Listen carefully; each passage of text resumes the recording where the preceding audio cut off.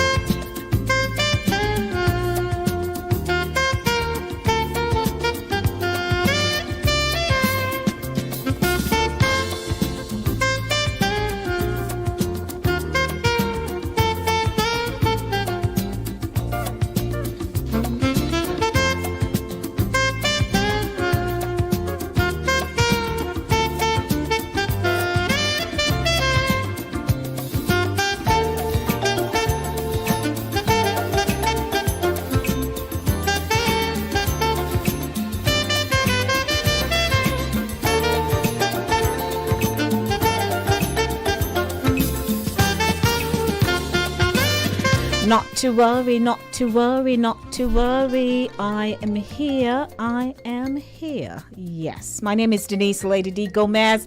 Monday, that's what I'm talking about. Monday, Monday, Monday, Monday. I do apologize for the late start. Can we all say today is a day to reflect? Martin Luther King Jr. Day, officially the birthday of Martin Luther King Jr., and sometimes referred to as MLK Day. It's a federal holiday in the United States, marking the birth of Martin Luther King Jr. It is observed on the third Monday of January each year. Born in 1929, King's actual birthday is January 15, which in 1929 fell on a Tuesday. The holiday is similar to holidays set under the Uniform Monday Holiday Act. The earliest Monday for this holiday is January 15, and the latest is January 21. I am feeling great. How about you?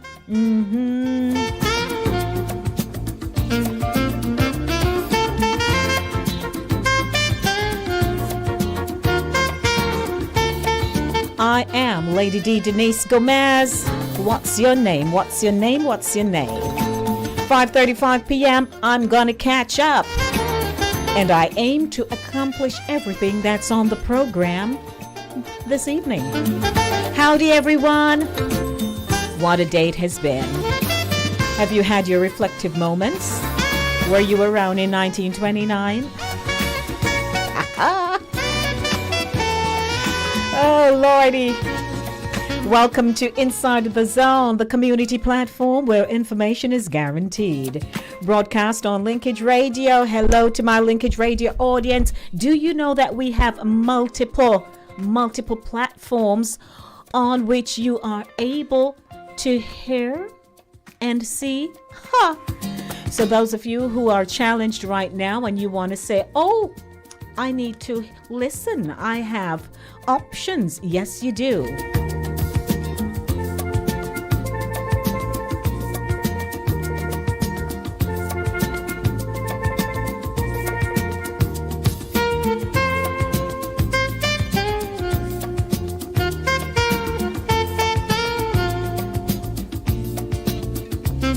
Don't forget to download the Linkage Radio app on your app store and listen as you are moving around.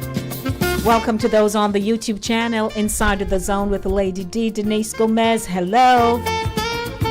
The show is brought to you by Cooler Runnings Jamaican Restaurant, 1802 Nereid Avenue in the Bronx. Give them a call, 718-324-7484. They have nice food, delectable dishes just for you. Inside the Zone is a culture-centric radio program that connects the Jamaican diaspora and international audiences globally. The show's content captures its people's social, cultural, and collective views on issues that affect their communities: family, health, finance, education, immigration, housing, wealth management, real estate, life and health insurance, and food insecurity. A whole lot more on Monday, 5 p.m. to 7 p.m. and Thursday, 6 p.m. to 8 p.m. A very special good afternoon to Caribbean Vibes Radio Network. The CEO over there, Chris Wilby, www.caribbeanvibesradio.com. Welcome, everyone. The Monday Drive is keeping you in the know in the city you walk, drive, and reside. So I was off today. You know, yes, they gave me the day I took it. And in keeping with the Monday flow of the show right now, coming up in a few minutes is the Monday Beat, chasing the Monday blues out of here with great music. It's R&B Music Monday, followed by What's Inside the Zone, Dr. Martin Luther King, His Sacrifice. Keeping you in the know, I do have a few headlines for you. Oh, Lord, Jamaica busy. We're busy. Doing nothing that's right in the financial sector, that is. Locks, people thieving people money, you know. But we're going to be talking this afternoon.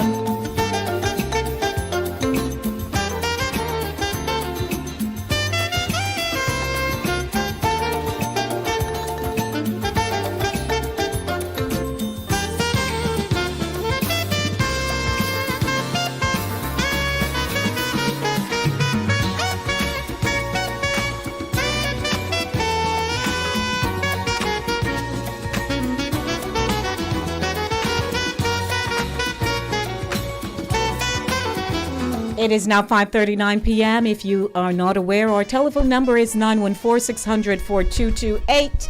914-600-4228. Lock the number in. I'd like to talk to you this afternoon. I'm ready for the Monday beat. Again, it is my R&B music Monday. So, you know, it's some nice mellow love songs just for you on a Monday afternoon. I'm ready. How about you? Yeah, Tyrese. Just the other day that we hooked up, I was driving, you was walking, and I swooped you up. From that moment on, I knew you were the one. Yeah. I was single, you was lonely, and we fell in love. We would sit and talk for hours about anything. Baby, you hang up, no, you hang up on 3 hang up. I bought you whip, I paid you, and I gave you everything. Said you'd always be my baby, then you bowed. How you gonna up and leave me now? How you gonna act like that? How you gonna change it up? We just finished making up. How you gonna act like that? How you gonna act like we don't be making love? You know we be tearing it up, breaking stuff that ghetto love. How you gonna trip? And how can you forget? How you gonna act like that? Girl, I never thought that loving you would hurt. I did everything a good man would to make it work. Girl, you should've told me you had second thoughts. Like before I put the down on the house we bought. Now I'm thinking you and me was a mistake. But then it hits me and I'm missing all the love we made. Girl, I know that we've been going through some things, yeah. But the sun is somewhere shining even when it rains. I'll be the one to kick it to. I'll be the one that misses you. I'll be the one to ease your pain. I'll be the one you won't forget. You'll be the one I can't forget. You'll be the one that's heaven sent. You'll be the one I can't deny. You'll be the one that makes me cry. Why you do? Why you gotta act like this? How you gonna change it up? We just finished making up. How you gonna act like? But I need you. How you gonna act like we don't be making love? You know we be tearing up, breaking stuff that get love. How you gonna trip? How can you forget? How you gonna act like that? You know I'm willing to do anything just to keep you in my home. I messed around and gave up everything. I thought we'd never. Yes, I did, baby. I was a player and I made the choice to give my heart to you. And I gotta keep it that way. Ooh, baby. Ooh, baby. Why you gotta treat me this way, baby? Why you treat me wrong? How you gonna act? Can somebody tell me why you gonna act like we don't be making love? You know we be tearing it up, breaking stuff that get love. How you gonna all my friends became your friends. All my ends became your ends. Keep it low, get all I want is you. Keeping it ghetto. 5:43 p.m. Welcome to the Monday Drive, keeping you in the know in the city you walk, drive, and reside. Good evening, everyone. Oh, baby, how you gonna act like that? Well, more music for you. I got another selection, and then I'll be heading on over to my Martin Luther King feature. Guess who just pulled up and they ain't by themselves? Who? Zebo. You know Zebo? Anybody looking for Zebo anywhere? 5:44 p.m. Good evening to you, and you. It's holiday, they say. Yeah, so we're going to get on with the music in seconds.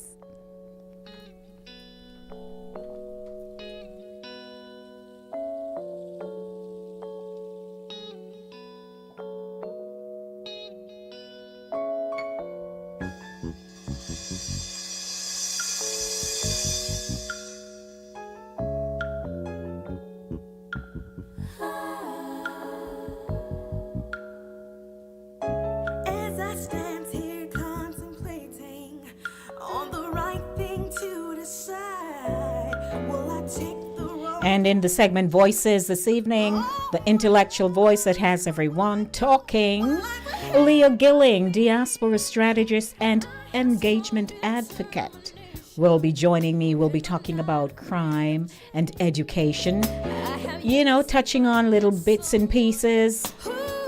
That should be interesting. Welcome to the show.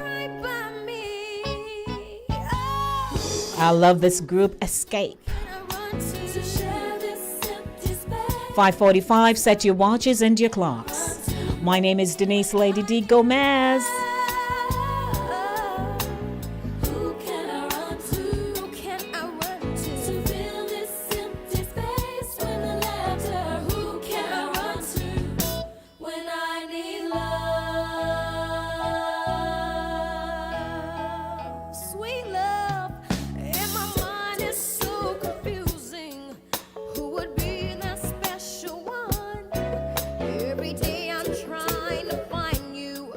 On the run, I got to know, is there a place for me? I know heaven many names, and a message very clear. All it takes is time and patience to bring you near. But who got me? Tell me, who can I run to? Who can I run to? To share this empty space. This empty space. Who can I run to when I need love? Who can I run to? Who can I run to? To fill this empty space when the laughter. Who can I run to when I need love?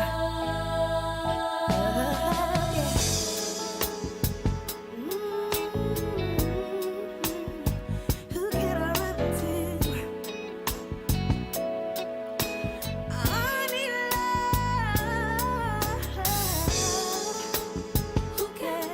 Who can I run to?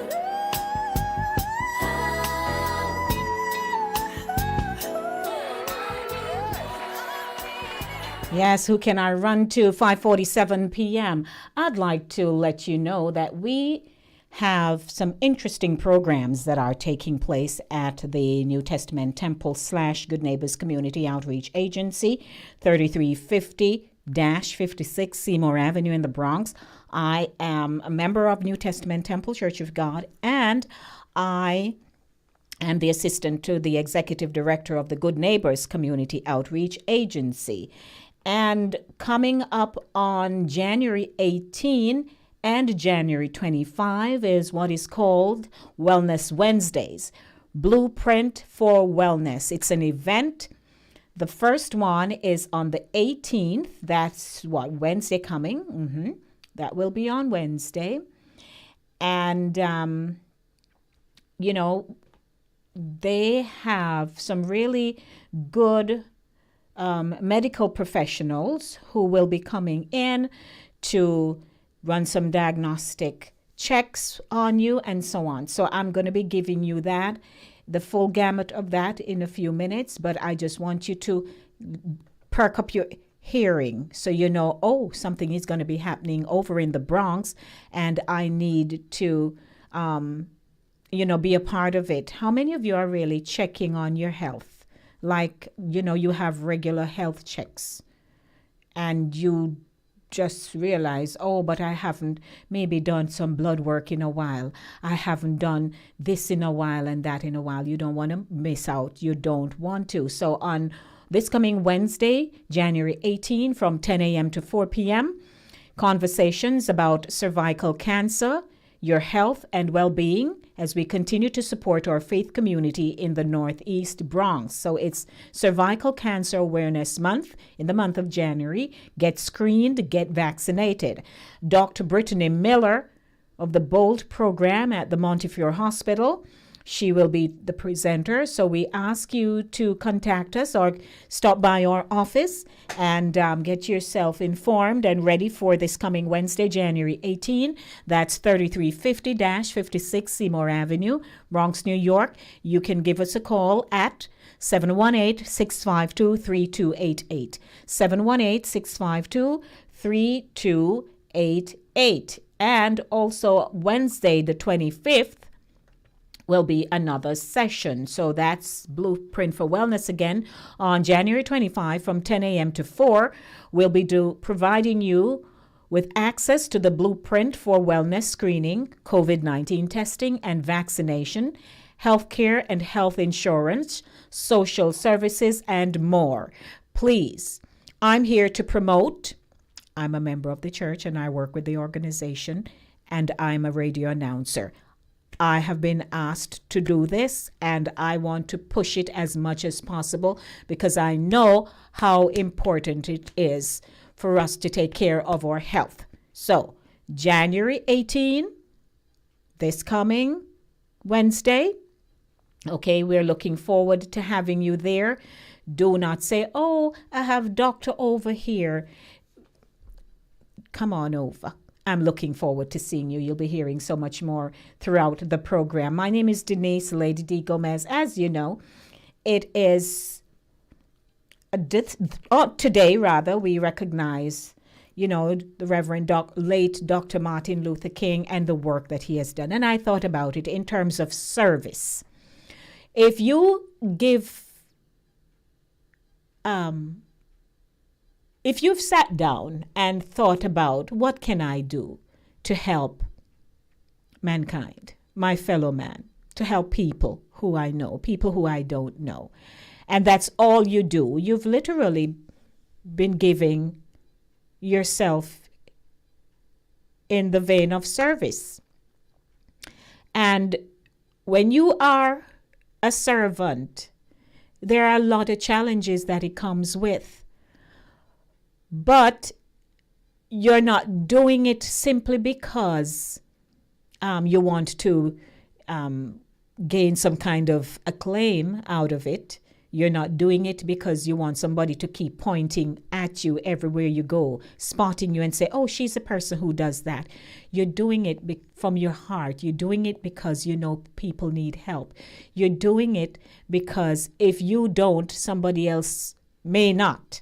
So you're always going to be availing yourself, making yourself available to help someone else, bless somebody else.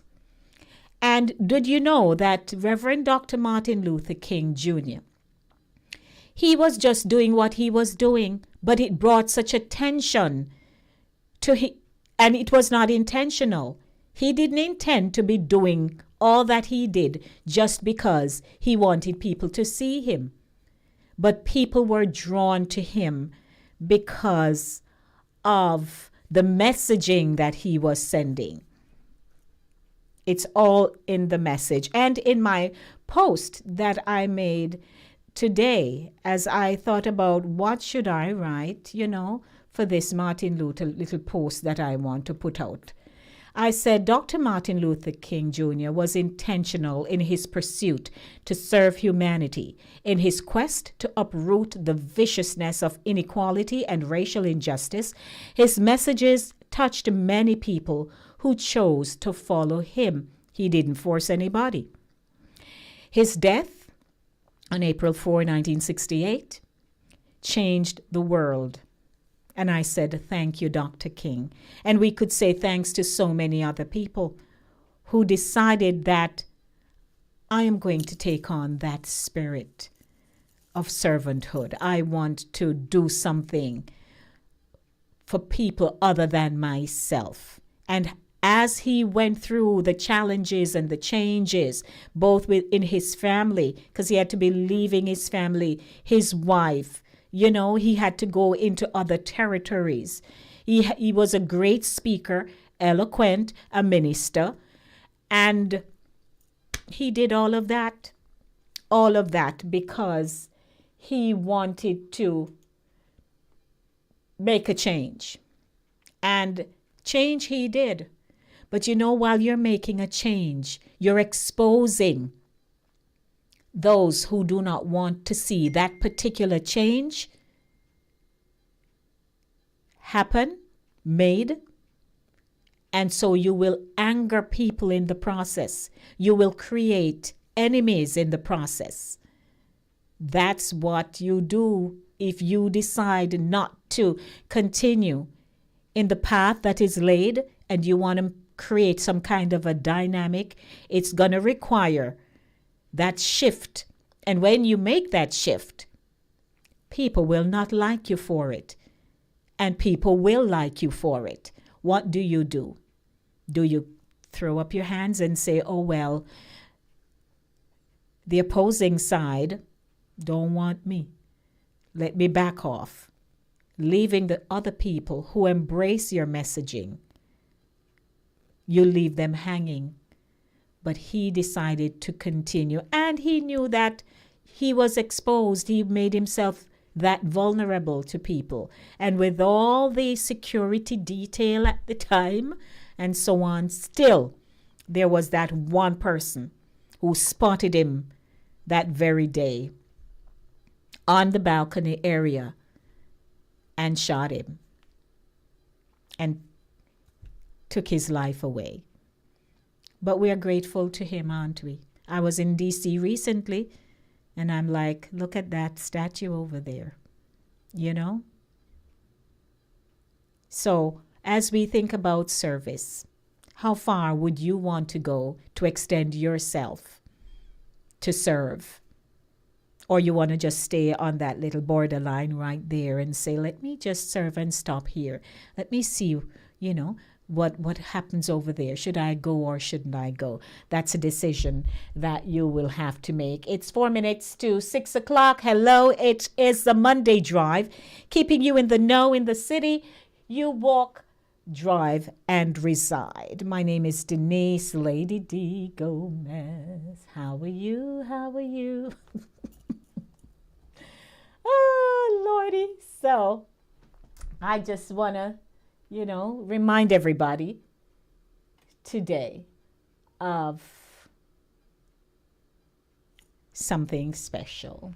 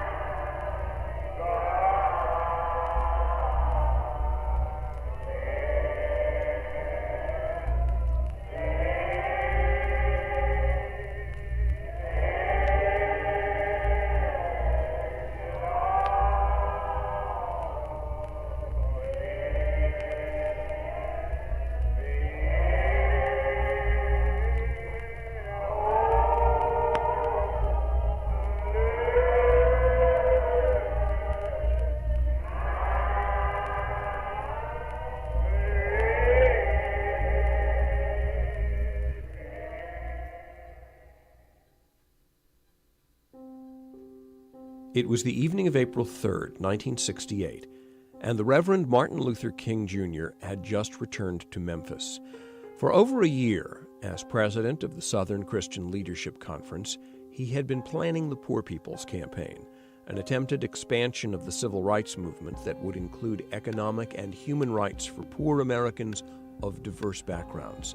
In Memphis, that struggle was on display.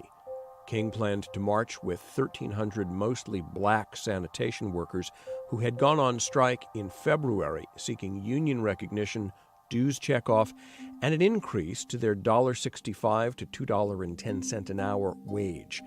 Working conditions were hideous. The walkout had been precipitated by the deaths of 2 workers who had been crushed to death inside their own garbage truck. When King took the pulpit of the Bishop Charles Mason Temple on April 3rd, he sought to rally his supporters for a peaceful march, then scheduled for April 9th. He warned against the violence that had marred a previous protest, lest violence overshadow the justice of the Union's cause. Nearing the close of his address, he recurred to his vision of the Promised Land and of the peace that vision had brought him. This was not the first time King had prophesied his own death, but it would be the last. Less than 24 hours later, at around 6 p.m. on April 4th, King was shot dead on the balcony of the Lorraine Motel where he was staying. Memphis Night editor Doug Stone filed this urgent after confirmation from the police. Nobel laureate Martin Luther King Jr., father of nonviolence in the American Civil Rights Movement, was killed by an assassin's bullet Thursday night. King, 39, was hit in the neck by a bullet as he stood on the balcony of a hotel here. He died less than an hour later in St. Joseph Hospital. The Reverend Jesse Jackson said he and others in the King party were getting ready to go to dinner when the shooting occurred. King was on the second-floor balcony of the motel, Jackson said. He had just bent over. If he had been standing up, he wouldn't have been hit in the face. A shot then rang out. Jackson said the only sound King uttered after that was, "Oh." In Atlanta, Coretta Scott King learned of her husband's death as she waited for a flight to Memphis. Immediately, 2 police cars escorted her home, where she went into seclusion, receiving only family and close friends.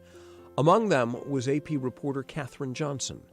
A native of Columbus, Georgia, Johnson had been covering the King family since their return from Montgomery to Atlanta in 1960, when King took up the post of assistant pastor at his father's Ebenezer Baptist Church. The only female reporter in the Atlanta bureau, Johnson provided feature stories on Mrs. King for the State Wire.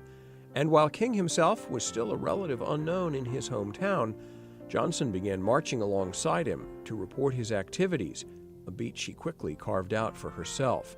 Her first-hand view of King, when she was often the only white person present to interview him, gave her special insight into the movement he led.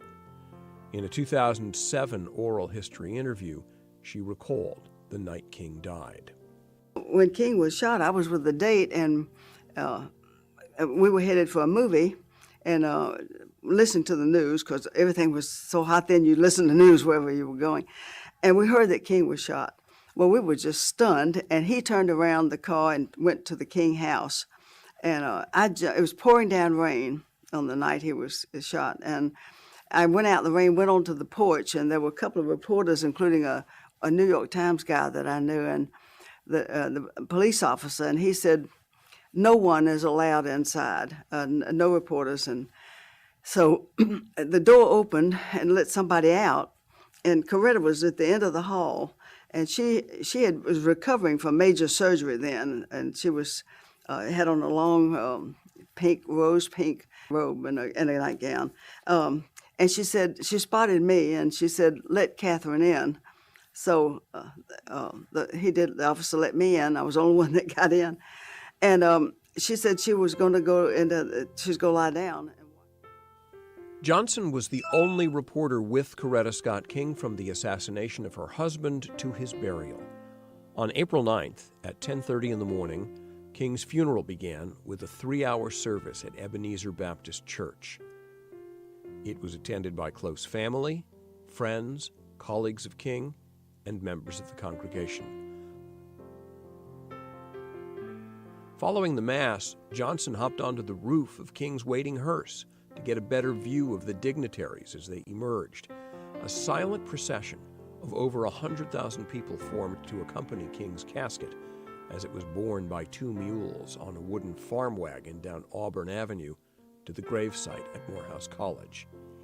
It was then that it hit Johnson how transforming an experience it had been covering Martin Luther King. When I grew up, as I said, we had a nurse whom we loved dearly, and we had a yard man, and we played with his 2 children. He would bring twin sons when they were growing up. But I did not know any other blacks except, his servants. And Dr. King really was so brilliant. My sense of justice and humanity was really aroused, and it was aroused by covering the movement. The assassination of Martin Luther King sparked the greatest wave of social unrest since the Civil War. Riots, demonstrations, window breaking, and the torching of buildings broke out in more than 100 U.S. cities, killing 35 and injuring more than 2,500. Democratic primary contender Senator Robert F. Kennedy had just landed in Indianapolis for a campaign rally in the heart of the African-American ghetto when he got word of King's death. Although his aides sought to shield him from potential violence, Kennedy insisted he keep his commitment and inform the crowd. Irwin J. Miller of the Indianapolis Bureau and Joseph E. Mobat, traveling with Kennedy, covered his 2-minute address. Many sobbed and cried openly in disbelief as Kennedy spoke. We can move in that direction as a country, in greater polarization, black people amongst blacks and white amongst whites, filled with hatred toward one another, Kennedy said. Or we can make an effort, as Martin Luther King did, to understand and to comprehend, and replace that violence, that stain of bloodshed that has spread across our land, with an effort to understand, compassion, and love.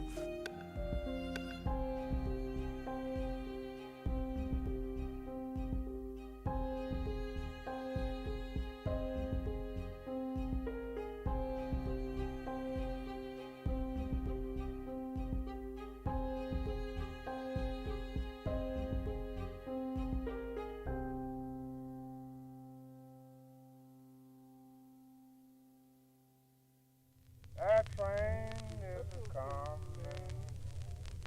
coming round that curve. That gospel train is coming, oh, coming round that curve. That train is over, you shout, shout, shout. That bell is over, ding dong, dong dong, and the whistle says,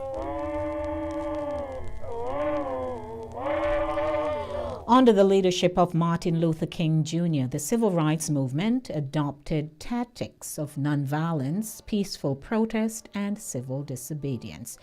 King had been impressed by the tactics of Mahatma Gandhi, who had used nonviolent protest in India in the 1940s against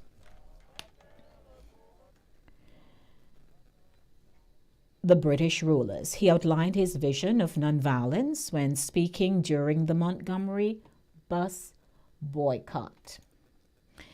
He said, "In our protest, there will be no cross burnings, no white person will be taken from his house by a hooded Negro mob and brutally murdered.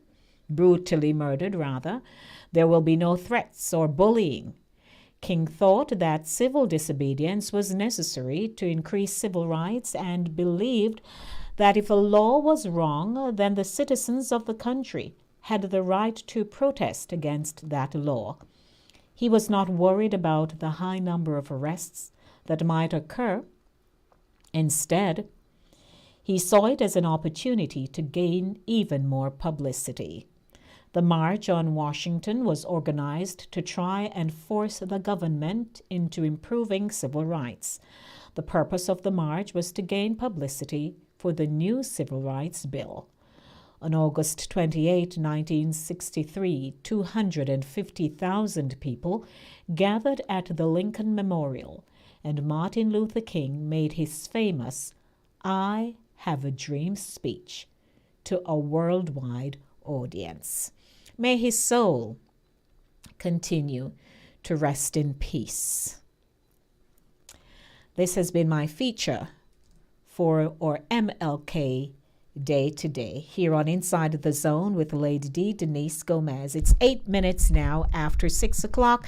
At 6:30, Leo Gilling and I will be talking about crime and education in the segment Voices. It is the third Monday. Did I say it's R&B Music Monday? Yes, I did. Did I give you the telephone number? I have. And I'll repeat it for you, 914-600-4228. 914-600-4228. Is there someone who would like to speak to me? I'm open to having a discussion with you. In addition, I do have the headlines coming up in seconds, and of course, I'll be sharing the headlines very briefly today, and let's have a good afternoon, shall we? It's the Monday Drive, keeping you in the know in the city you walk, drive, and reside. I start off with news out of the island of Jamaica. The St. Mary police are seeking a man who allegedly killed his uncle during a dispute at a funeral in Whitehall on Sunday. The deceased has been identified as 60-year-old Marvin Watson.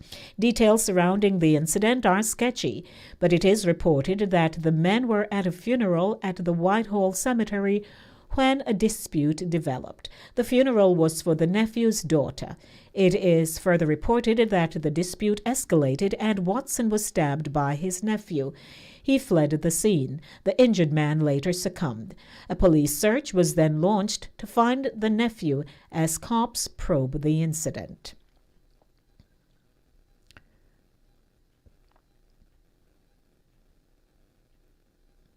Okay. And we do have more news for you. Here out in the United States, right here in our local borough, a construction worker is in serious condition after an incident on 8th Avenue and President Street in Brooklyn. Officials say it happened at around 8:45 a.m. Monday. EMS had to pull that worker from a hole. It is unclear what kind of work they were doing. You're tuned into Inside the Zone with Lady D, Denise Gomez. I'm here with you. News, and more news. We've had some interesting headlines coming out of Jamaica, as you know. There is a big issue concerning our financial sector and the inappropriate transactions that have been taking place. Recording artist Sham, formerly known as Baby Sham, is calling on Prime Minister Andrew Holness and Finance Minister Nigel Clark to release a statement regarding the massive fraud that has reportedly wiped out Sprint legend Usain Bolt's retirement investment at Stocks and Securities Limited, SSL. Bolt, who reportedly invested just under $10 million in SSL, is said to have only $2,000 left in his account after fraudulent activity by a former employee of the company was discovered. Sham questioned the lack of response by the relevant authorities and implored those in charge to take action and have the sprinter reimbursed. Quote, how someone like Usain Bolt, that has given the country so much and has done so much for the country, tourism on a whole, just giving so much joy to the people. How them can fraud this man of his retirement money? And I don't hear the Minister of Finance, Nigel Clark, speaking out. I don't hear the Prime Minister, Andrew Holness, speaking out. I don't hear the people who we put in these power to oversee and make sure they protect Jamaicans, end quote, Sham questioned. The RT stated that this fraud case reflected poorly on the entire country and questioned if it is that Jamaicans should invest in our own country. Sham added that he would like both Holness and Clark to state what measures will be implemented to make sure Usain can smile.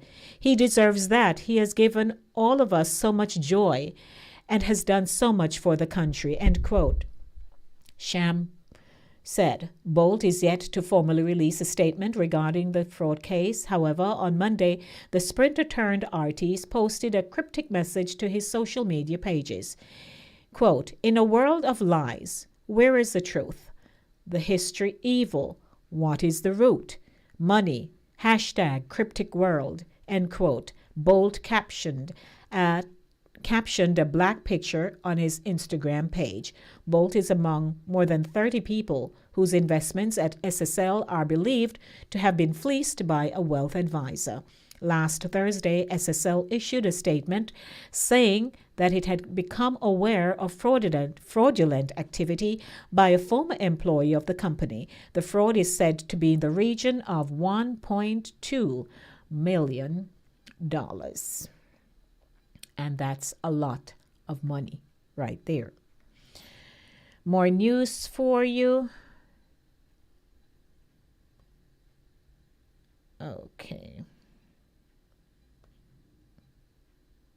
It is now 14 minutes after 6 o'clock. Our telephone number is 914-600-4228. If you wish to call and share your comments, I'm here for you right in this segment, keeping you in the know with news, happenings, and facts. And I recommend that you do so now if you wish to speak with me, because at 6:30 I do have a segment with Leo Gilling coming up.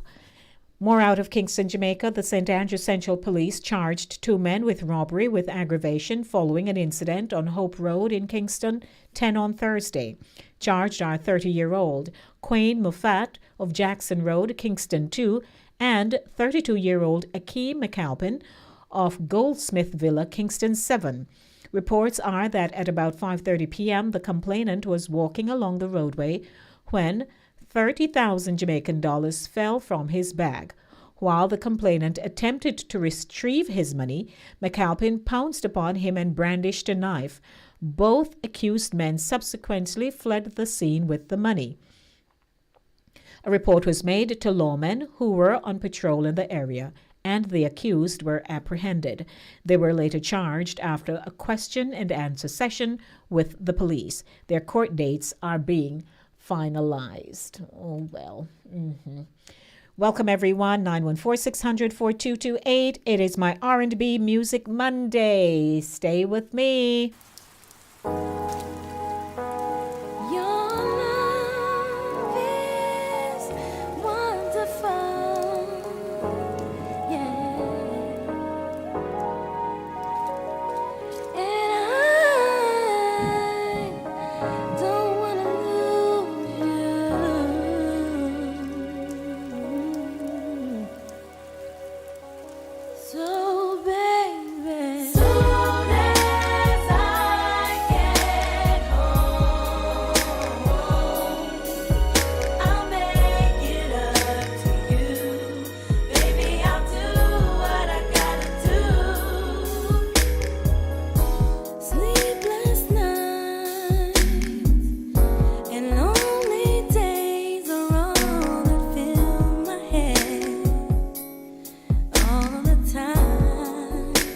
Good evening to my Linkage Radio family. 16 minutes after 6 o'clock. Good evening to King Ryan, Caribbean Vibes Radio Network. That is Chris Wilby. Yeah, Medea to Chris Wilby. Patricia. Good evening to Charlesy. Hey, Charlesy. Vero. Drea out of Trinidad, out of Barbados. My family in Trinidad on my mind, Andrea. Sharon's the conscious one.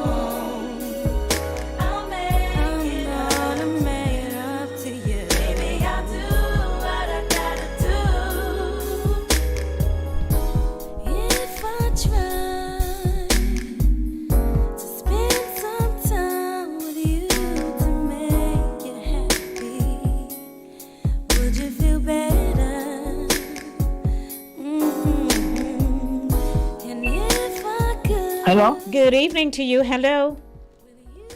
Hello, Lady D. Hi there, my Hortense. Good evening, my love. How are you? Good evening. Good evening. Okay. Nice. You sound bubbly, man. You feeling better? Yeah, man. Oh, good. Yes. Great. We don't keep these things long. No. No, we don't. Here. With the family member was stabbed the uncle. He died? Let me see if they... No. Let me see. Like 1 second, because I read them so quickly, Hortense. Oh, Lordy. I know. Yeah, I'm trying to find my headline here, so no.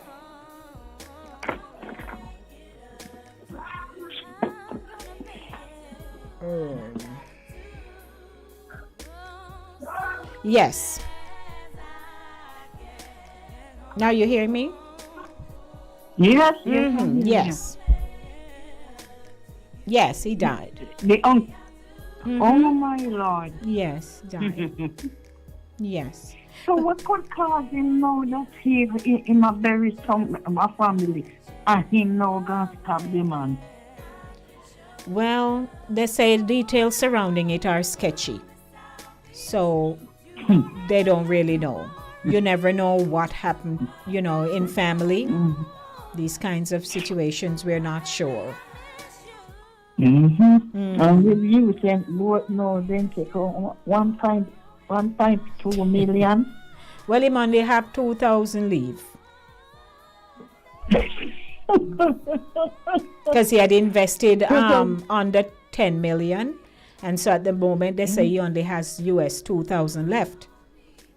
But in my estimation, I don't think this woman has done it alone. And if she has, then she has been doing it for some time. A long time. Yes, a long time. Right. And that is what we're realizing. It's just another news came out about NCB in St. Anne, where somebody else, embezzle people money. So, and I was talking to DL earlier today, and he was reminding me, though some of us were younger, but he was reminding me that in the 70s, that used to be a thing, even before we got digital and all that, electronic. It was your passbook and people would, be moving monies around out of people's account. So worldwide, this is a situation. Here now, the amount of money and the person involved, granted, other people are affected, but when you're a prominent member of society, your name is going to be the lead of that article, right? So you tend to hear more about you saying and less about the other people. And if they wish not to disclose, their identity, then everybody has to respect that. We don't know how much money they had, but I'm sure it wasn't $1. So the more these things come out, is the more you realize that overexposure will put people in problems. And if you're overexposed and you don't have anyone trustworthy and credible to watch over you, manage you, you're likely to do things. That's what happens, if you're overexposed. You have access. That's what access does. And unless you're disciplined and ask God to touch your hand and your eyes and leave people things, you will take it. That's right. Yeah. That's what's going to happen to you. Here not going I handle you. But Hortense, I always say, when people say they're going to take something, they don't think that they're going to be caught. When you're a thief, you're not thief with the plan that they're going to catch me. You're thief with the plan that you're going to get where nobody won't know. Right. No, sir? Okay. Yes. So, here we go. The one at Kingston now with the police.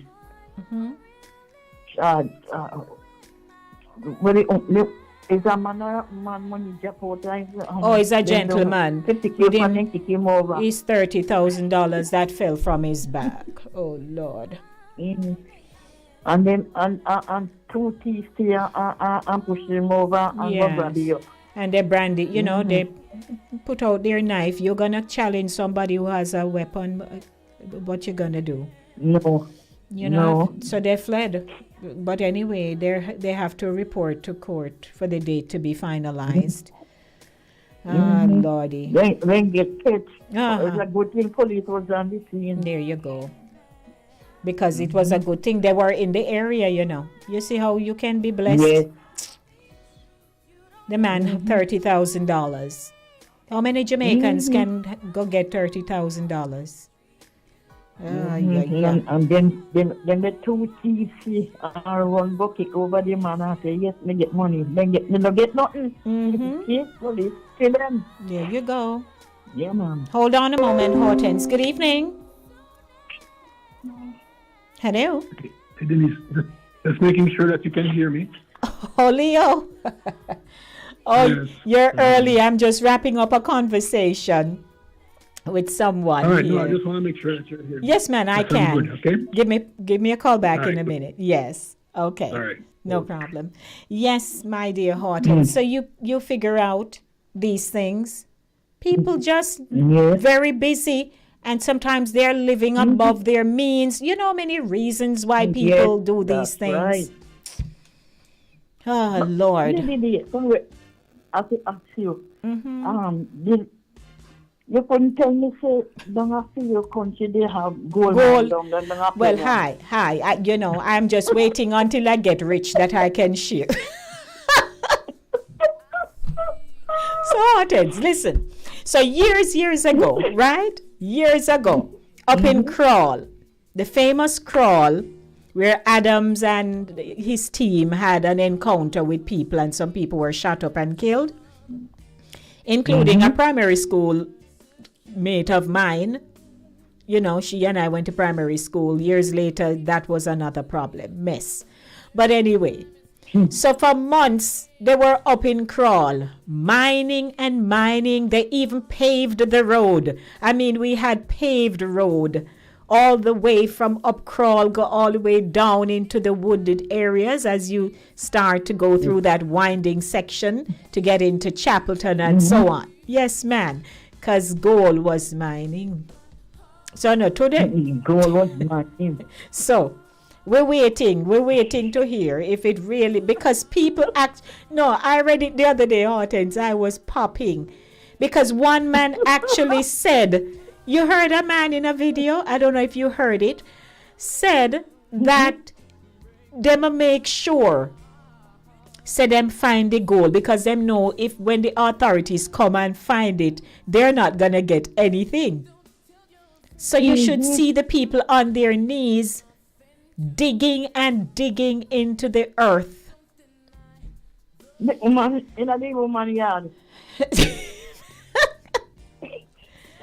Lord Jesus, you have to just laugh your heart ends. What you going to do?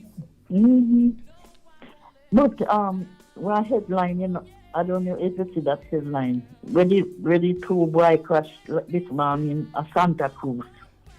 Oh, no. I didn't see that one. So anybody died? God forbid I have to ask that question. The two of them died after the bike. Jesus. They were coming from party. They didn't have on any helmets? I don't know. Oh, they didn't say. Hell. Oh, Jesus. But then they up in our wall. They were going fast. I'm sure they were going fast. Too fast. I mean, they were going in the wall and just spread out, and then they're right there. Oh, my Lord. Well, my Hortense, as always, I thank you for calling me, but I'm going to have to prepare for my guest who will be calling me in a few minutes. So thank you always. Yes. You keep me on my toes. You know, what I miss, you bring to the fore. Yes, so you can take it out. Yeah, yes, I will. All right, my love. Yes. Good to hear you. Okay. Happy MLK Day to you. Yes. All right. Yes. Love you. Okay. Bye. Yeah, come with something Thursday again. Thursday. Oh Lord, I do have. I do have one. Yeah. As by the way, ladies and gentlemen, you know I have the segment Mail Zone at 7 p.m. on a Thursday.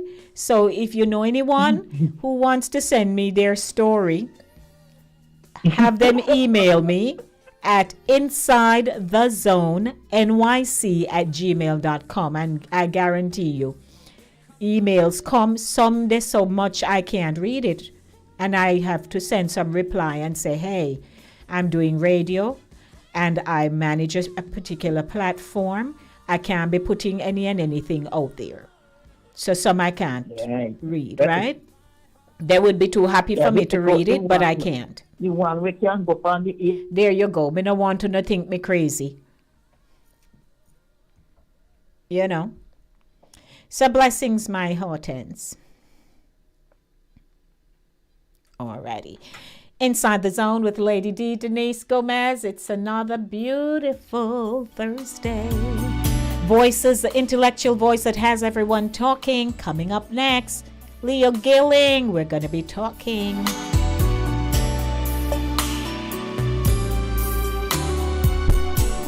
R&B Music Thursday. Hello, YouTubers. Hello, Linkage Radio crew.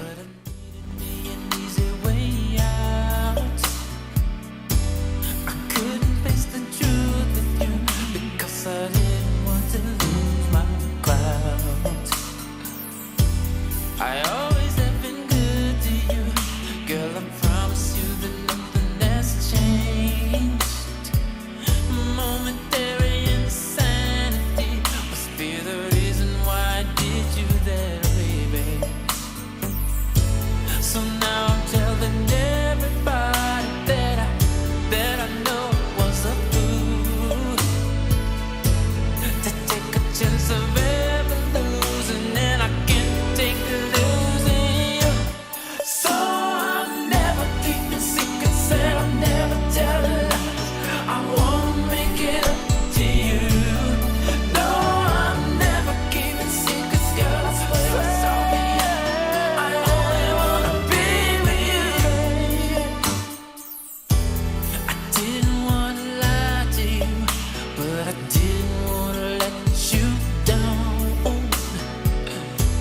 It never did occur to me sooner or later that you would find out. You know how much I care for you, and I would never wanna cause you pain. I know that there is no excuse. How could I ever treat my baby that way? That's why I'm telling 6:31 p.m. Don't forget, on January 18, 2023, from 10 a.m. to 4 p.m. will be Wellness Wednesday. Conversations about cervical cancer, your health and well-being, as we continue to support our faith community in the Northeast Bronx. So it's Cervical Cancer Awareness Month, in the month of January. Dr. Brittany Miller from the BOLD program at the Montefiore Hospital will be conducting this session. Feel free to contact us right there at New Testament Temple Church of God and Good Neighbors Community Outreach Agency, 718-652-3288. I'd like to see those of you who are listening and you're able to come on over into the Bronx.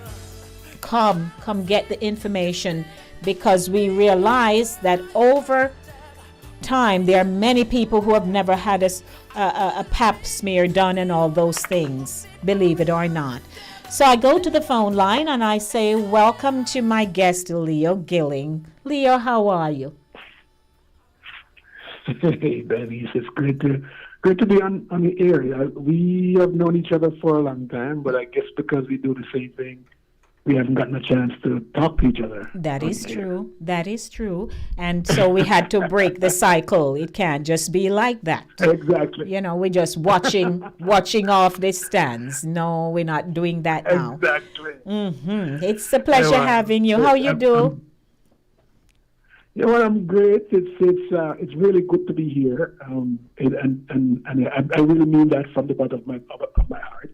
I've always wanted to be on your show, and I'm getting the chance to do so now, so I'm glad.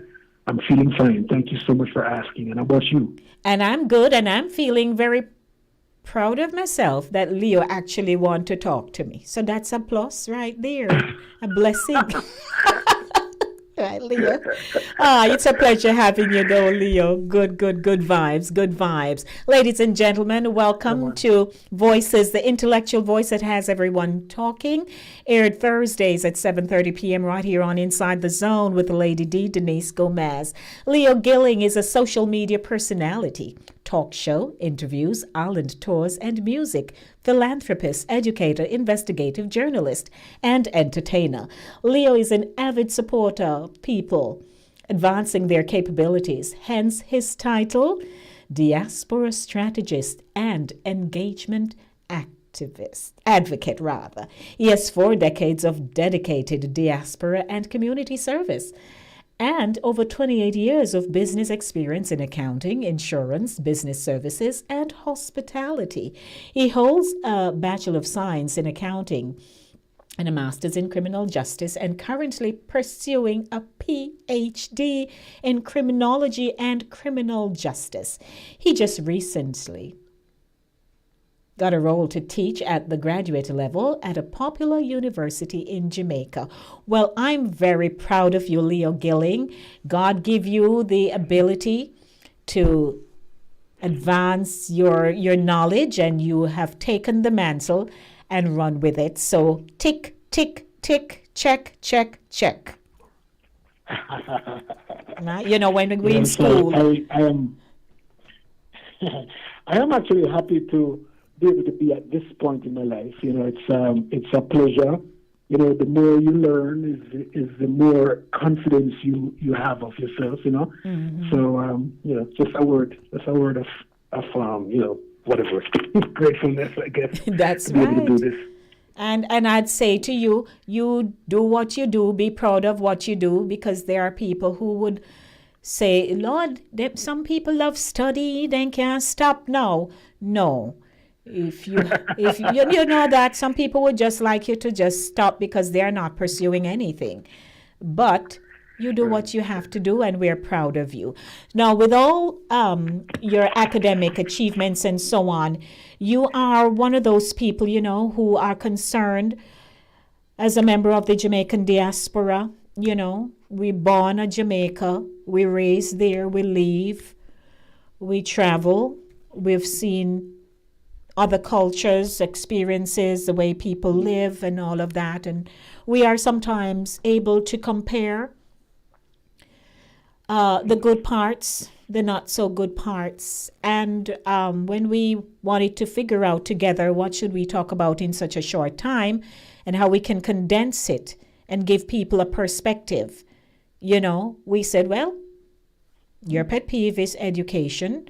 The whole of our pet peeve is crime. Crime.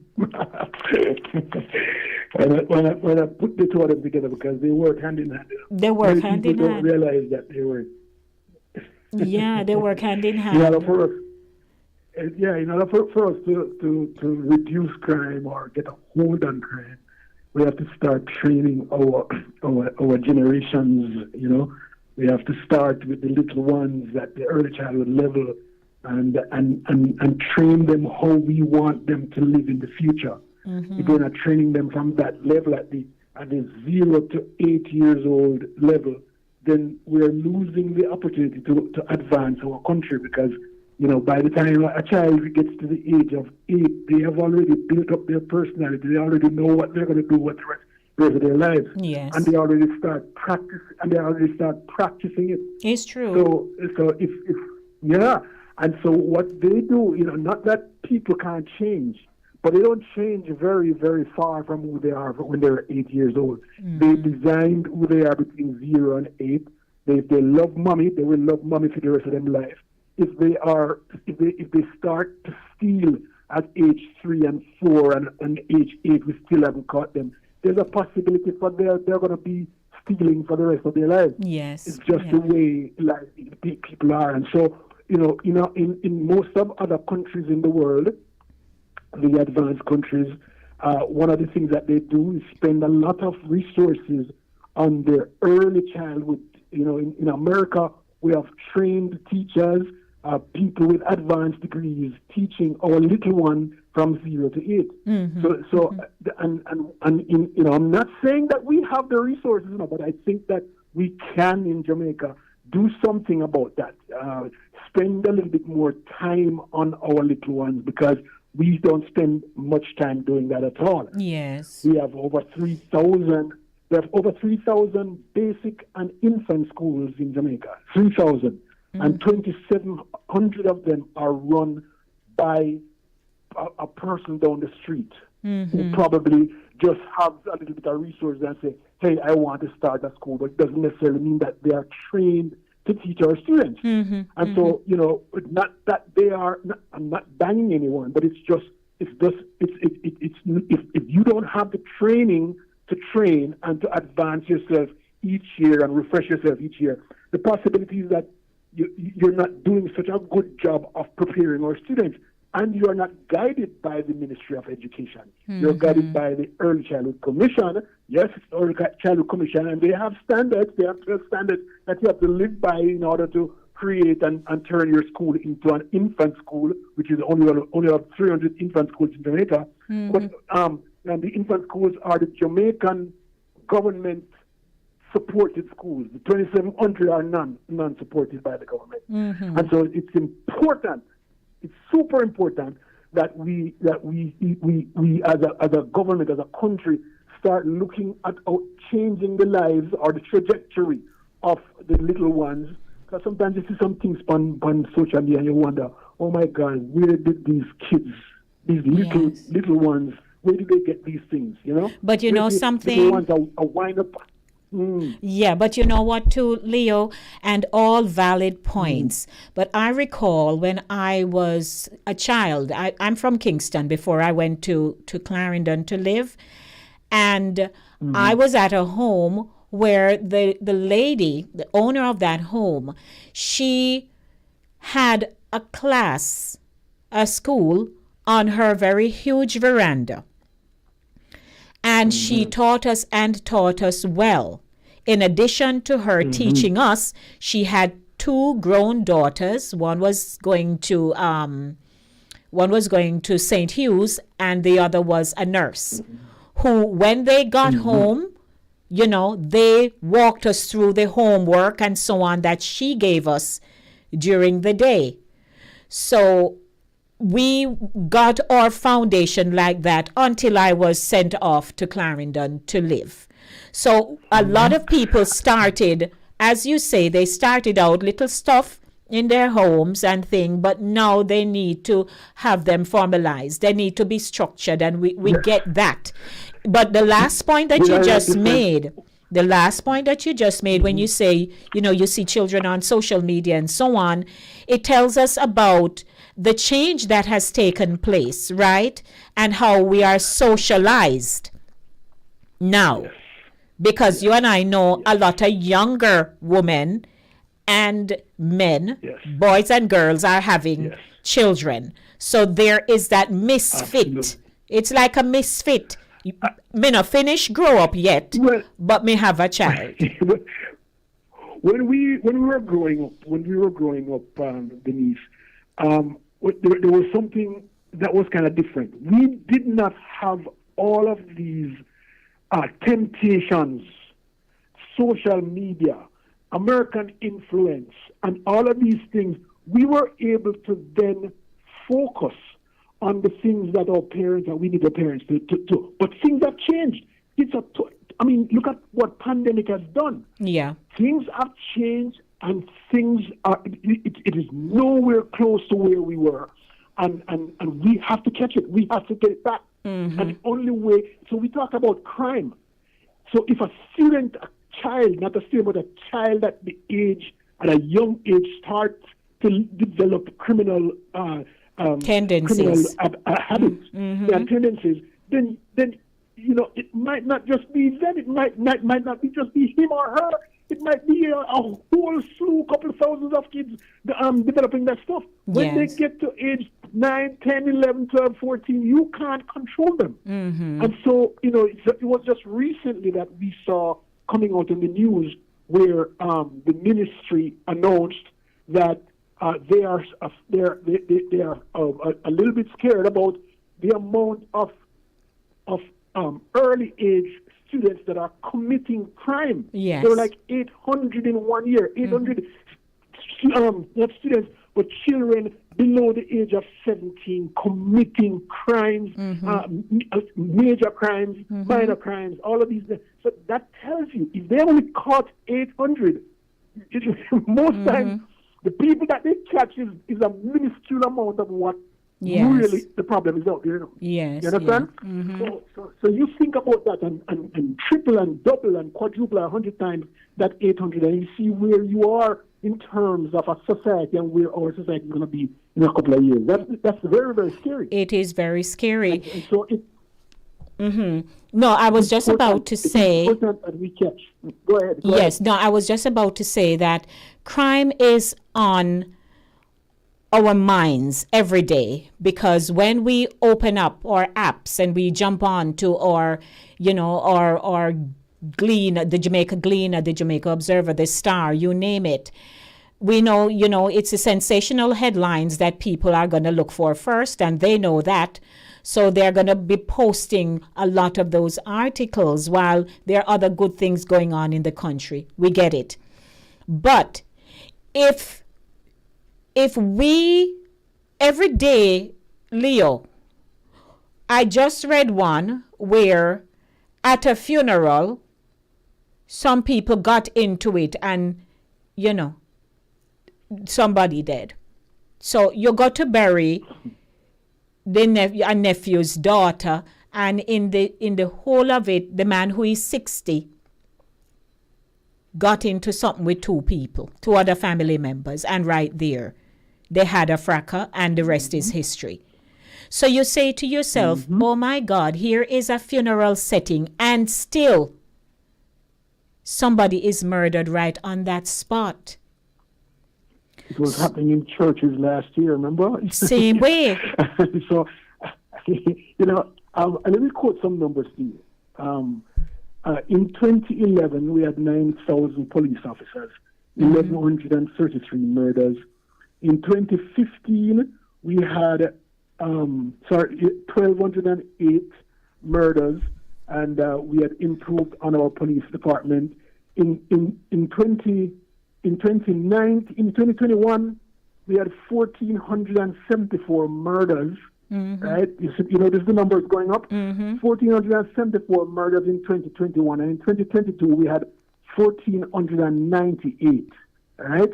Now, what does that say? Right? Today we announced that a couple of days ago that we have 15,000 police officers in there. So our police officers have grown, the number of police officers, and just the same, our murder rate being one of the highest in the world. I mean, within first, second, and third, somewhere there. Yes. Right? And so these numbers are going up every year. There's not been, since 2015, the trend has been going up. 1354, 1647, all of these things going up and up and up. And so it is some almost scary for us to think that we have the highest murder rate in the whole in our hemisphere. The other thing is, listen to this. I don't believe that we have a plan. I don't believe that we have a crime plan, because the only thing that I see the resources going at right now is SOEs, that states of emergency. State of emergency. Right? And many of our diaspora members have always asked, where is the crime plan? Where is the crime plan? We don't have one. We don't have a crime plan. And it tells, if you look at all the research in the world, it tells you, all the accounting principles in the world, it tells you that if you don't have a plan, whatever you are in will plan for you. And so, we have seen where I'm not a fan of Giuliani. That's the New York mayor once upon a time. I'm not a fan of Bratton. I am not even a fan of a theory that I'm going to tell you about. Let's call the broken windows theory. I'm not even a fan of it, but it worked. New York had, I'm not comparing, and I'm not saying that we need to do like New York, because we have no resources there, but I'm showing you why it's important to have a plan. Yes. In 1980, our murder rate in New York was 2,000 a year, and it increased up to 2,600 murders a year in 1990, when Bill Bratton and Rudy Giuliani, took control of New York and said, hey, we're going to come up with a plan. They came up with a plan. They call it broken windows policing. And what they did, they looked at all the minor crimes, turnstile jumping, double parking, drinking and driving, having bottles in your car, all of these things, all of these minor stuff. and they decide that they are going to launch their entire police army to go out and prosecute, arrest people for these crimes. And with the intent that the major crime, murder and rape and felony robbery and all of these things, that they will reduce. Within 3 years, listen to me carefully, because they had a plan that they were executing, they employed all of their police officers to go out and do this. And what happened? In 3 years, the reduction started. Yes. From 2,600 in 1990, today New York has a murder rate of 558. You understand that? Because they had a plan and they were executing the plan.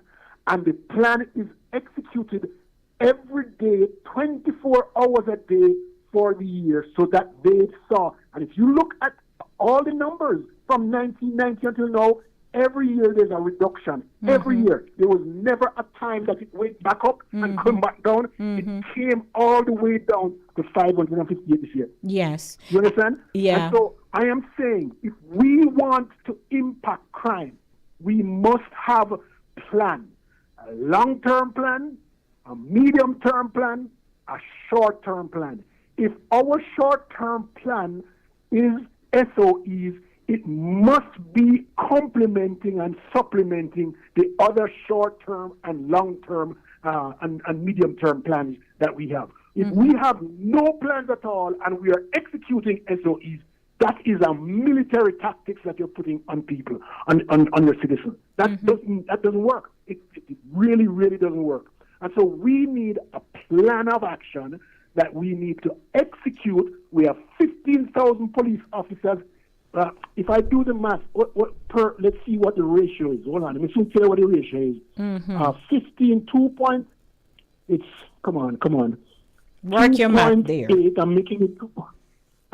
Work your math. Divide by 2.8 million, right?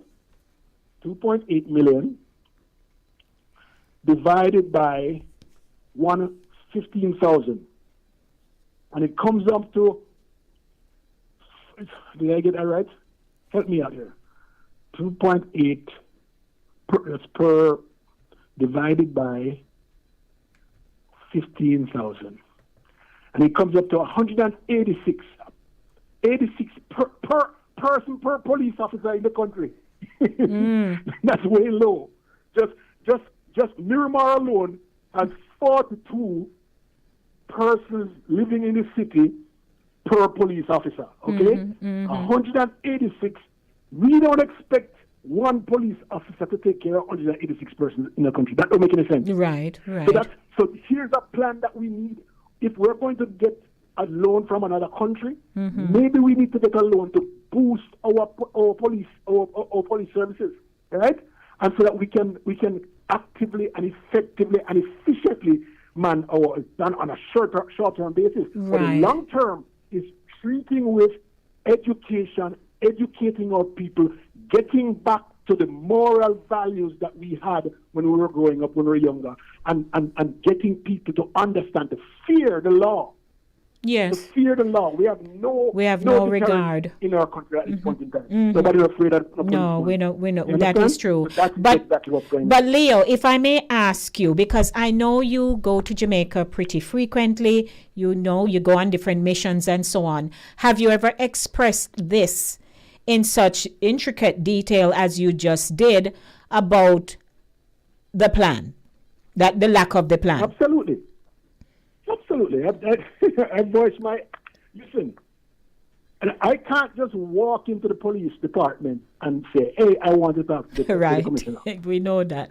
When I write to the commissioner, the commissioner don't say, they will respond to me and say, "Okay, yeah, I give you." No, they're not going to give that to me. Does that make sense? Yeah. But I am not here to tell the commissioner what to do or how to do. Right.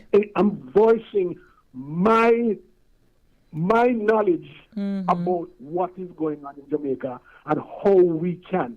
Now, if somebody hears me and say, "Oh, but I'm on the sound kind of like you know him," and they want to, I'll give my service free. Right. You understand? But I'm saying to you that I am not here to ban the commissioner, or I'm just stating, based on my knowledge, based on everything that I know, based on everything that I do, I believe that we have a way to stem crime as it is. And it cannot be that we're trying to save lives today or tomorrow and think that, and then cut it off the next 3 days or 3 weeks and it's going to work. That no sanction of things. No matter what I say, no sanction of things. I agree. Okay? Yeah. Your plan must be a 24-hour-a-day plan, constantly executed and with a goal of reducing murder rate, robbery, all of these felonies, right? And so whatever it is that you plan, that you come up with, we just need to execute it. That's what I am saying. Well, the voice of Leo Gilling, diaspora strategist and engagement advocate. Leo, we could go on, but you and I know that, the time is limited. But you have certainly given us some pointers to think about, some strategies to think about, because yes, it's a lot of people, my age group, your age group, and older, we tend to reflect a lot on how it was when we were growing up, but we have to admit that we are in a different time. It's a different time. What worked for us is not going to work today, but yes, we need a plan. And I agree, because we get disheartened when we hear and see what's going on there. People are taking people money. That's a whole nother mess. Oh God, that's another story. Right, that's going on there now. That goes to show you the depths, and we haven't seen the worst of it yet. I don't believe so that we've seen the worst of it yet. It goes to show you the depths of the lack of deterrent, the reason why people are afraid of going to jail or going in front of the judge. That doesn't exist anymore. People are taking it because they say, might have got jail, might have put on a courthouse and we can pay somebody to get out, or we can, if they go on so long so that the judge show it out. I mean, listen, our last time I checked, our conviction rate was 11%. United States, 86%. Japan, 99%. You understand? We are way down at 11%. Conviction, that means everything that we're doing is wrong. We are not convicting anybody. So everything that we're doing is wrong. It's not working, so we need to change. And if we are beating our heads every day on the same thing and it's not working, we need to stop. Yeah. Take a check. We need to reevaluate. Well, Leo Gilling, it has been my pleasure. Thank you so Great much. job. Thank you. Great pointers for discussion. And I'm hoping we can do it again and keep working hard and send us the glory details when you're done. Thank you, Denise. You have a wonderful evening. All right. Blessings, Leo. Thank you so much. That's a wrap for Voices, the intellectual voice that has everyone talking. Leo and I don't have no script, we just talk. But certainly he's right. We need a plan. We know that, we are limited in terms of human resources in the force, but man, something needs to happen. But you know me, I will talk about the bad part, but I'm going to raise the flag high for all the good things that we're doing. And he's a product of the nation, and he's a brilliant man, studying and doing what he's doing. Some of us are trying to aspire to get to another level. But on the ground in Jamaica, people still doing well. And then there are those who are just out of control. They are disruptive. Evil has presented itself. They are raising their children in the very same way. Again, the whole socialization, there's a genuine breakdown and it's creating a dysfunction. But I'd like to thank everyone who have joined the broadcast this evening and the live stream. and to say thank you so much for tuning in to Inside the Zone, the community platform where information is guaranteed. And today is the Monday Drive, keeping you in the know in the city you walk, drive, and reside. It's about time I head on out of here, but I'd like to remind you that this coming Wednesday at New Testament Temple, Church of God in or Fellowship Hall, 3356 Seymour Avenue, that's where we're going to be having the presentation on the survival, Denise, get it together, the cervical cancer, Lord, awareness month feature, and Dr. Brittany Miller of the BOLD program from the Montefiore Hospital. Please stop by 10 a.m. on Wednesday, January 18 from 10 to 4. If you want information, stop by the office tomorrow, 3356 Seymour Avenue, and we'll be too happy to add your name to the list, or you just come in. Feel free to contact us. Thank you so much, everyone. To Cooler Runnings Jamaican Restaurant, 1802 Nereid Avenue in the Bronx. Thank you for sponsoring the show. Chris Welby of Caribbean Vibes Radio Network. Thank you always for airing my broadcast on your platform. I thank you, and we continue to work well together. So bless you, Chris Wilby. To my YouTubers, what would I do without you? Those of you who are on this evening and you have never subscribed to my channel, you see that little thummy right there? Just click on it, and that will keep me in rotation. I'll start popping up more frequently. And you see the word which says subscribe. Click on it. When you click on it, you just move your if you're on your laptop, you can just move over. If you're using your mouse, and you'll see the word all, there's a drop down, you'll see the word all. You click on all, and each time when I go live, you'll be able to watch the show. Blessings to everyone who have had the opportunity to tune in today and say, hey, I used to walk boat when a little, and they used to find me and tell me if go up, go on up, gulling up. I'm going to head on home right now before they tell me that. So blessings to everyone. Thanks to my YouTubers. What would I do without you? I keep saying it and I mean it. Love, love, love. Until Thursday for Center Stage, the platform where voices are heard and people connect. A lot of love. I'm out of here, everybody. Mwah, mwah, mwah, mwah, mwah.